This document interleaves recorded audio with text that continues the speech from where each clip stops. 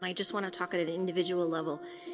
We see countries right now that have brought COVID under control, that are opening up, that have stadiums full of people who are at sporting events. And I've been getting a lot of questions lately at the end of the year, thinking at the year roundup of what is this going to look like? And you've heard us say before that it is completely in our hands. We have the tools now to bring this virus under control. And vaccination is an additional tool that we will have.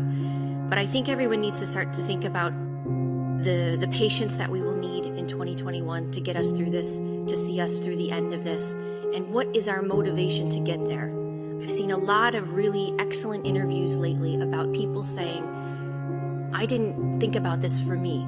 I wasn't worried about me getting infected, but I was worried about my most favorite person in the world.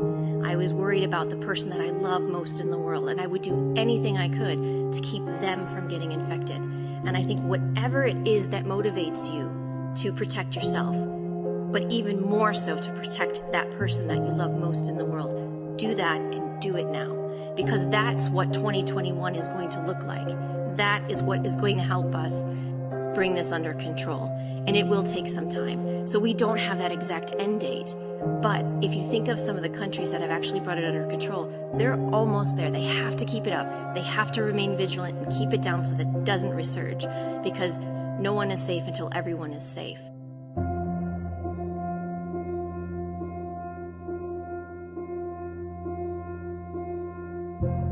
Find your motivation that will help keep you and your loved ones safe, because that is what 2021 means to me.